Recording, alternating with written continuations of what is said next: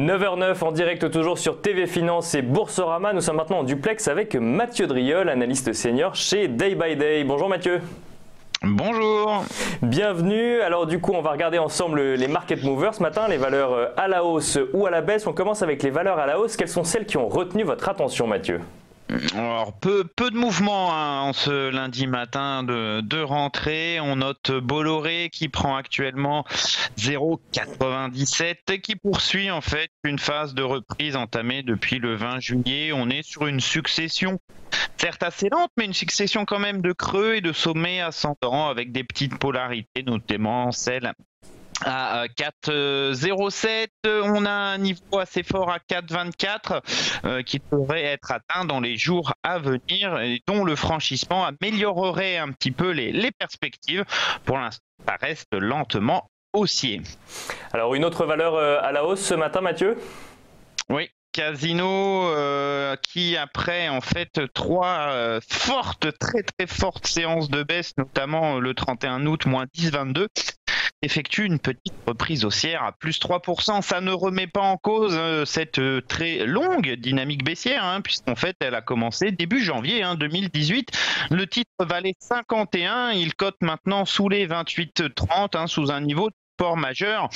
On revient sur des supports datant 2009 voire 2003 pour le niveau à 23,40. Donc on peut assister à court terme à une petite reprise potentiellement vers 30,45, mais après il sera temps de reprendre la dynamique baissière. Voilà, donc là c'était Casino. Qu'est-ce qu'on fait ? On reste dans les plus fortes hausses ce matin ou on passe aux baisses, Mathieu ? Là, toujours une dernière petite hausse, c'est Rallye. Bon, c'est très synonyme de Casino. Elle aussi a cassé un niveau de support à 9,60. Elle est en progression de 1,46 pour l'instant, mais c'est assimilé à une reprise technique. On peut revenir chercher 9,60, mais a priori, après, on devrait poursuivre la tendance baissière vers 8,13 et 7,34. Alors, les valeurs qui baissent maintenant, Mathieu, quelles sont celles qui ont retenu votre attention ce matin ?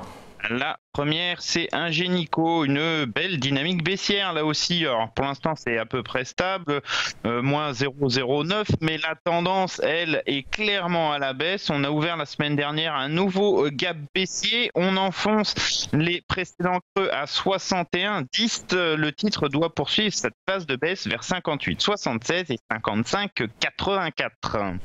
Donc Ingenico, une autre baisse ce matin, Mathieu ? Oui, on finit avec Nicox, ce palmarès qui, elle aussi, poursuit cette phase de baisse. C'est une dynamique baissière assez volatile, certes, moins 0,83 pour l'instant. On est quasiment au contact du support majeur à 7,66. C'est les creux de la fin juin. Attention, tout ce niveau majeur, il pourrait y avoir une autre accélération baissière assez violente vers 7,05. Voilà, merci beaucoup Mathieu Driol pour ces market movers ce matin. Je rappelle que vous êtes analyste senior chez Day by Day.